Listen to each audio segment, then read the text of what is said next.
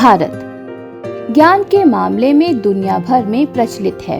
विज्ञान अभी जिन चीजों की तह तक पहुंचने के लिए पहले पायदान पर खड़ा है, भारतीय ग्रंथों में उनसे संबंधित जानकारियां पहले से मौजूद हैं। देवताओं की वाणी माने जाने वाले वेद इसका उदाहरण कहे जा सकते हैं। वेदों में वर्णित मंत्रों की मान्यता आज भी बरकरार है।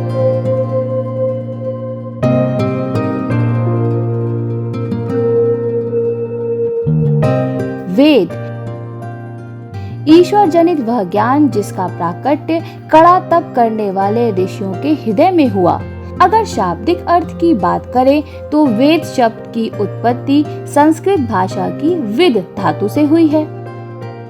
विद का तात्पर्य है जानना अर्थात ज्ञान। वैदिक युग, वैदिक संस्कृति आदि वेद से ही बने हैं। मान्यता अनुसार प्राचीन समय में भगवान ने ऋषियों को अप्रत्यक्ष रूप से वेद मंत्र सुनाए थे। इसी कारण वेदों को श्रुति भी कहा गया है। वेदों को अनंत भी कहा गया है। श्रुति भगवती के आधार पर अनंता वै वेदा अर्थात जो अनंत हैं वही वेद हैं।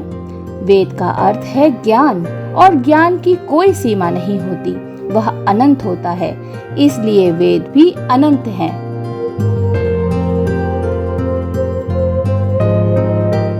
वेद गुरु शिष्य परंपरा के तहत आगे बढ़े हैं। परमात्मा ने आरंभ में जिन महात्माओं को यह महाज्ञान संसार के कल्याण के लिए दिया, उन्होंने अपने शिष्यों को और फिर पीढ़ी दर पीढ़ी यह ज्ञान आगे फैलता रहा।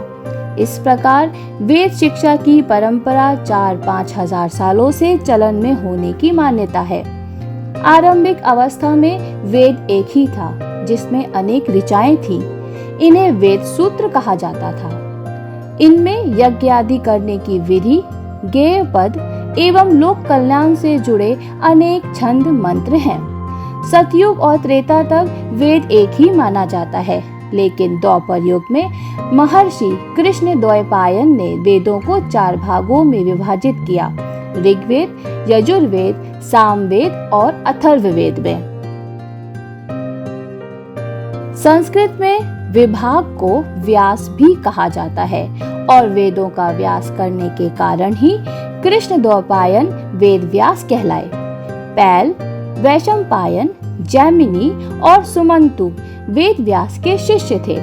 चारों शिष्यों को चारों वेद की शिक्षा इन्होंने ही दी। पैल को ऋग्वेद तो वैशंपायन को यजुर्वेद का ज्ञान दिया, जैमिनी को सामवेद तो सुमंतु को अथर्ववेद की शिक्षा दी। इसके बाद आगे से आगे वेदों की शिक्षा दी जाती रही।